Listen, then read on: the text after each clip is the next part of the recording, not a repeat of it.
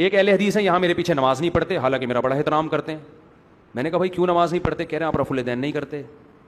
میں نے کہا تو رفع الیدین کرنا فرض ہے. کہہ رہے جب نبی نے فرمایا, صحیح حدیث ہے, صلو کما رأیتمونی اصلی, ایسے نماز پڑھو جیسے میں پڑھتا ہوں, تو وہ نماز ایسے ہی پڑھنی پڑے گی تو ہوگی جیسے. اور السلام علیکم ورحمۃ اللہ تعالی وبرکاتہ. امید ہے کہ آپ حضرات خیریت و عافیت سے ہوں گے. آج پھر کچھ معلومات لے کر آپ کے سامنے حاضر ہوئے ہیں جو بیان کر رہے ہیں مولانا طارق مسعود. ان کی زبانی سے سنیے وہ اہل حدیث کے بارے میں کیا کہتے ہیں. ایک اہل حدیث ہیں یہاں میرے پیچھے نماز نہیں پڑھتے حالانکہ میرا بڑا احترام کرتے ہیں. میں نے کہا بھائی کیوں نماز نہیں پڑھتے؟ کہہ رہے ہیں آپ رفع الیدین نہیں کرتے.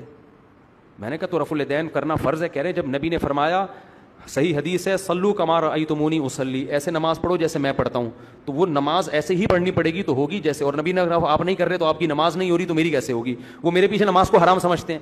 میں نے کہا وہ دوسرے اہل حدیث ہیں وہ تو پڑھ رہے ہیں میرے پیچھے نماز اور بڑا عزت کرتے ہیں, احترام کرتے ہیں, بلکہ دوسرے اہل حدیثوں کو برا بھلا کہتے ہیں کہ یار کیوں نماز نہیں پڑھتے, تم جماعت کی نماز کس بیس پہ چھوڑ رہے ہو.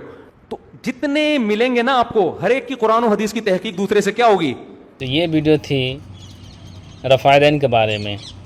تو یہ طارق مسعود صاحب یہ بھی رفع الیدین نہیں کرتے ہیں اور نہ ہی کرنا بہتر ہے, کیونکہ نبی نے نماز میں رفع الیدین کرنے کا حکم نہیں دیا ہے نا, اسی لیے. اور پھر طارق مسعود کی دوسری ویڈیو دیکھیے.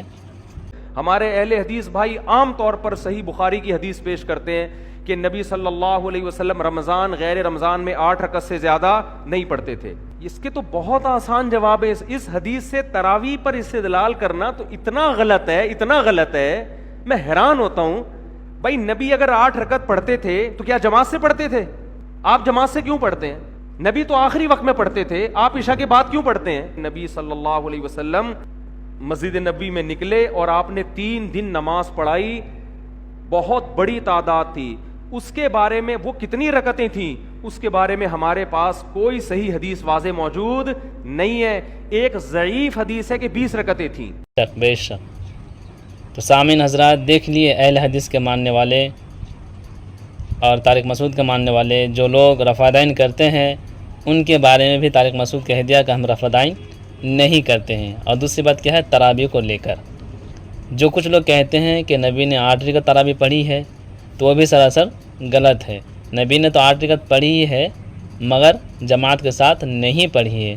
اور نبی نے جو 3 دن نماز پڑھائے ہیں اس میں کثیر تعداد کے لوگ تھے, صحابہ اکرام تھے, مگر اس میں کتنی رکعتیں میرے نبی نے پڑھائے ہیں یہ کوئی معلوم نہیں ہے. مگر ایک ضعیف حدیث ہے کہ کتنی رکعت پڑھائے ہیں, 20 رکعت ہے نا. کتنی رکعت؟ تو 20 رکعت. یقین ہو گیا نا کہ آپ کے علماء کرام خود اپنے منہ سے کہتے ہیں کہ کتنی رکعت ہے, 20 رکعت تراویح ہے. اب ان کی دوسری ویڈیو اور دیکھیں. کہ سینے پر ہاتھ باندھنے کی کوئی بھی صحیح حدیث بولو نہیں ہے. یہ لوگ کہتے ہیں نا وہ صحیح حدیث ہے, وہ صحیح نہیں ہے. ابھی تو ایک سعودیہ کے عرب عالم کا کلپ آیا ہے, بڑا وائرل ہوا ہے. سلفی عالم ہے, رومال ہے, سعودیہ کے, انہوں نے تو اس کو مکروہ قرار دیا ہے کہ سینے پہ ہاتھ باندھنا. تو ہم لوگ جب یہ بات کرتے ہیں تو یہ کہتے ہیں دیوبندی مقلد. اب وہ سعودی عالم کا یہ کلپ وائرل ہوا ہے. تبھی آپ نے سعودیہ میں جتنے بھی ائمہ حرمین کے ہو گئے کسی کو بھی سینے پہ ہاتھ باندھا ہوا نہیں دیکھا ہوگا. آپ جتنی ویڈیوز دیکھ لیں ائمہ حرمین کی اور مسجد نبوی کے امام کی یا سعودیہ کے عام جو بڑے علماء ہیں وہاں, وہ سب نے ناف پہ یا ناف سے تھوڑا سا اوپر باندھے ہوئے ہوتے ہیں. تو سینے پہ ہاتھ باندھنا اسلاف سے ثابت نہیں ہے اور اس بارے میں جو روایت ہے وہ ضعیف ہے. اب آپ کہہ سکتے ہیں کہ ناف پہ ہاتھ باندھنے کی کون سی صحیح حدیث ہے. اس بارے میں حقیقت یہ ہے کہ ہاتھ باندھنا تو حدیث سے ثابت ہے, صحیح حدیث سے. دائیں ہاتھ بائیں ہاتھ پہ رکھنا بھی ثابت ہے. اس کی کیفیت کیا ہوگی اس بارے میں 100% مستند دلیل کسی کے پاس بھی نہیں ہے. اس لیے فقہاء میں اس میں کیا ہوا ہے اختلاف. اگر بالکل بے غبار روایت ہوتی تو یہ چاروں اماموں میں اختلاف نہ ہوتا. تو اس لیے ایسے موقع پہ یہی ہے کہ آپ کو جو طریقہ اسلاف سے آپ کے پاس پہنچا آپ اس کو فالو کریں. کوئی دوسرے کو فالو کر رہے ہیں تو اس کو آپ برا نہ کہیں. تو سینے پہ ہاتھ باندھنے کی صحیح حدیث نہیں ہے.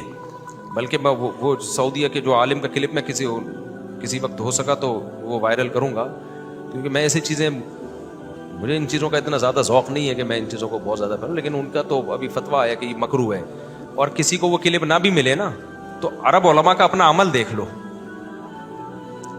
تو لوگ فوراً کہتے ہیں وہ تو رفع الیدین بھی کرتے ہیں, وہ تو یہ بھی کرتے ہیں. بات یہ ہے کہ ہم کوئی عرب علماء کے فالوورز میں سے نہیں ہیں. ہم تو صرف ایک حجت تمام کرنے کے لیے کہ آپ اگر ہمیں بدعتی کہتے ہو اس مسئلے میں تو حرمین کے امام کو بھی تو بدعتی کہو نا. ان کو آپ کچھ نہیں کہتے, حالانکہ ان کی تو ویڈیوز اب نیٹ پہ جا کے دیکھ لیں, کسی بھی حرم کے امام نے یہاں ہاتھ نہیں باندھے ہوئے ہوتے. تو اس لیے یہ شدت اب اگر آپ یہاں کر رہے ہو تو سعودی عرب میں بھی جا کے کرو, وہاں نہیں کرتے, یہاں آ کے کرتے ہو, تو یہ خیانت کی بات ہے. آپ یہ بھی ویڈیو دیکھ لیے, اندھ بھکتوں سدھر جاؤ. جو لوگ سینے پر ہاتھ باندھتے ہیں نا, یہ بھی کیا ہے, مکروہ ہے, ٹھیک ہے نا. ہاتھ باندھنے کا جو طریقہ ہے وہ کیا ہے, ناف کے نیچے تک, یہی بہتر طریقہ ہے, ٹھیک ہے.